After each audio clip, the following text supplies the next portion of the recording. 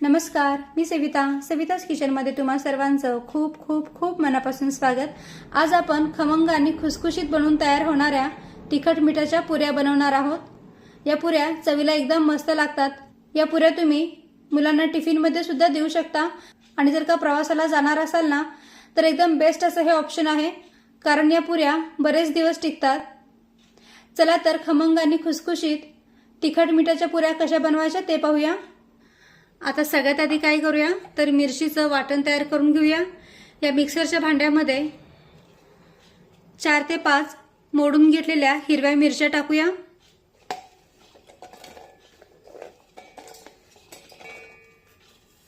त्यानंतर 10 ते 12 पाकळ्या लसूण टाकूया।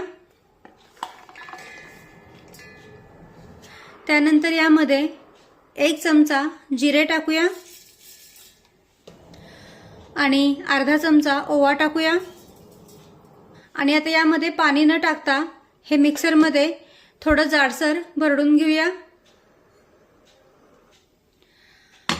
तर हे पहा, हे असं मिरचीचं जाडसर वाटण मी करून घेतलेलं आहे।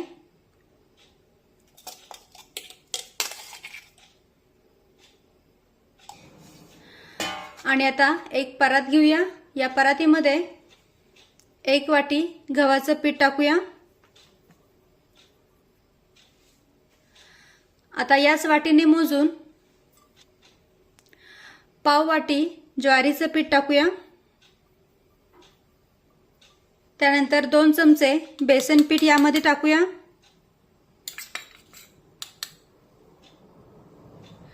चवीनुसार मीठ टाकूया।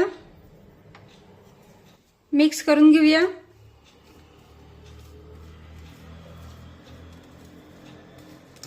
मिक्स केल्यानंतर यामध्ये 1 चमचा कडकडीत गरम करून घेतलेलं तेल यामध्ये टाकूया। आता तेल गरम आहे त्यामुळे सुरुवातीला चमच्याने हे तेल पिठामध्ये व्यवस्थित मिक्स करून घेते। असं पिठामध्ये कडकडीत तेल गरम करून टाकलं ना तर पुऱ्या पण छान खमंग आणि खुसखुशीत बनून तयार होतात। आता हे हलकसं कोमट झालेलं आहे।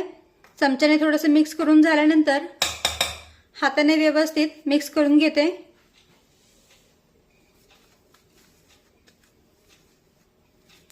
तेल पिठाच्या प्रत्येक कणाला लागलं पाहिजे त्यासाठी काय करायचं, दोन्ही हाताने हे असं पीठ चोळून घ्यायचं, म्हणजे मग पिठाच्या प्रत्येक कणाला तेल लागलं जातं आणि पुरी पण छान खमंग आणि खुसखुशीत बनून तयार होते।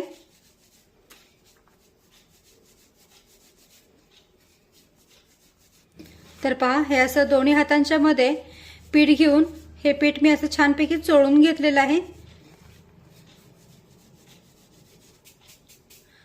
आता या पिठामध्ये पाव चमचा हिंग टाकूया। अर्धा चमचा धना पावडर टाकूया।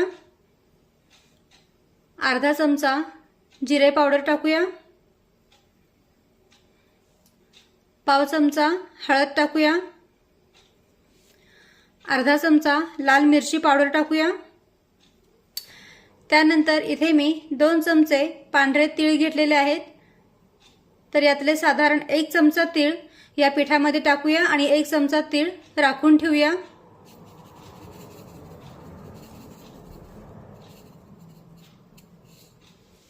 त्यानंतर हे मिरचीचं वाटण यामध्ये टाकूया। पिठामध्ये सर्व साहित्य अगदी व्यवस्थित मिक्स करून घ्यायचे,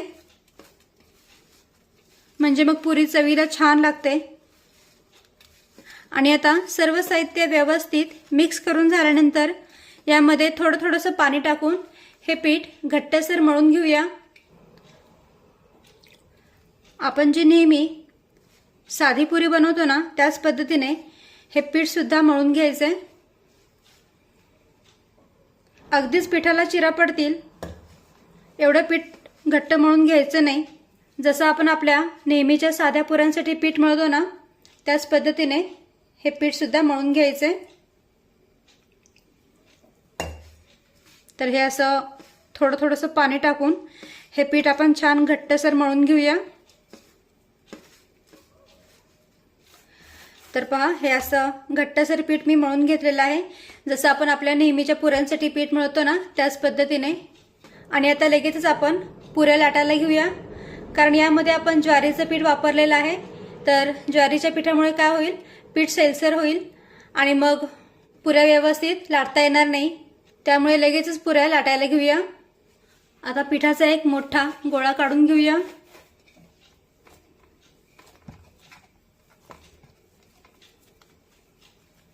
त्याला व्यवस्थित गोल आकार देऊन घेऊया।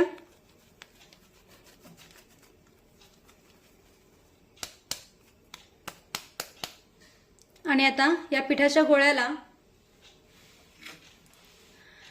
थोडंसं गव्हाचं कोरडं पीठ लावून घेऊया। पिठाचा गोळा एकदाच कोरड्या पिठामध्ये बुडून घ्या। पोळी लाटताना सारखं सारखं जर का कोरडं पीठ लावलं ना तर तेलामध्ये पीठ सुटतं आणि तेल खराब होतं, तेल थोडंसं करपलं जातं। आणि आता पोलपाटावर हा पिठाचा गोळा ठेवून याची छानपैकी पोळी लाटून घेऊया।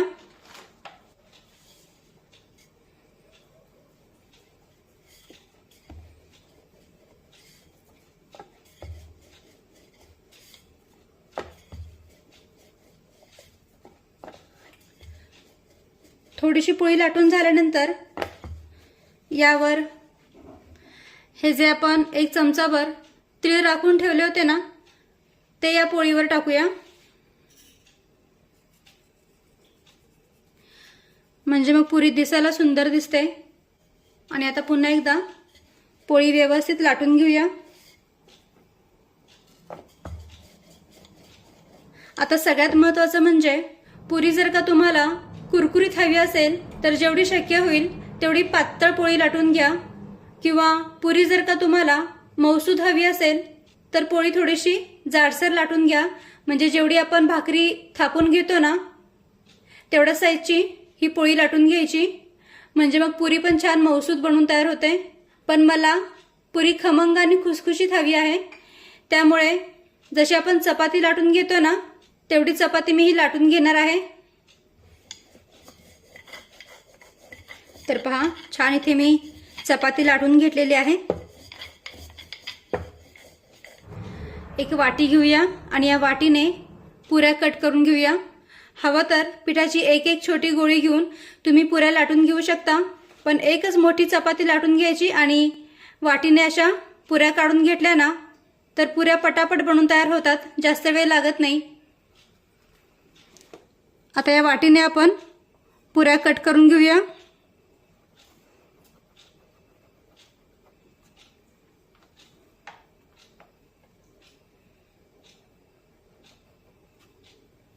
आणि आता साईडचं हे जे एक्स्ट्राचं पीठ आहे ते पीठ काढून घेऊया।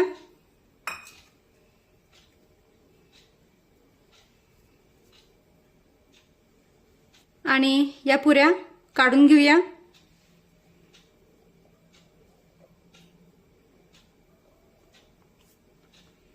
मस्त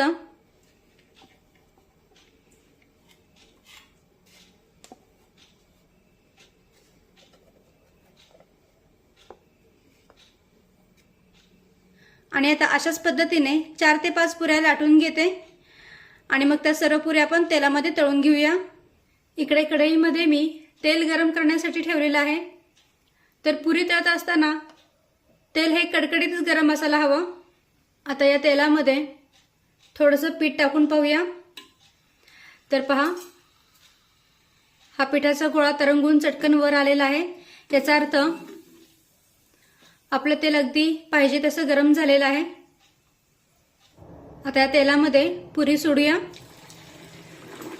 आणि झाऱ्याने काय करायचं, पुरीवर सतत असं तेल सोडत राहायचं, म्हणजे मग पुरी छान फुलते। तर पहा, इथे आपली पुरी छानपैकी फुललेली आहे, मस्त।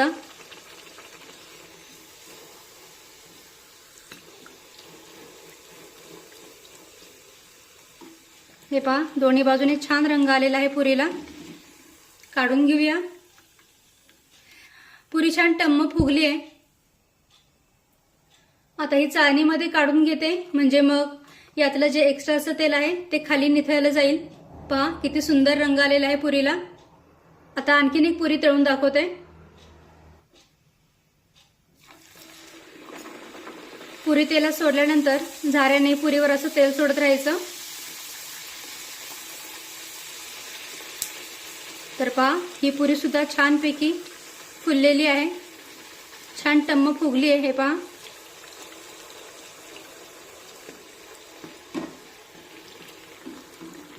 मस्त छान रंग आलेला आहे पुरीला.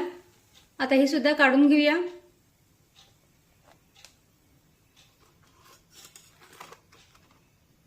आणि आता अशाच पद्धतीने राहिलेल्या सर्व पुऱ्या तळून घेते.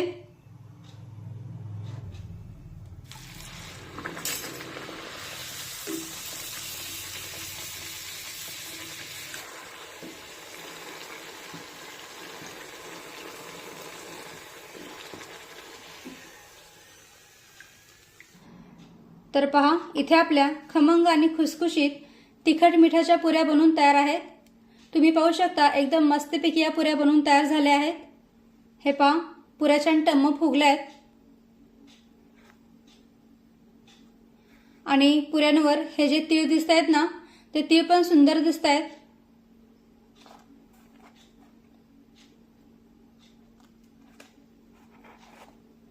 सर्व पुऱ्या छान टम्म फुगलेल्या आहेत.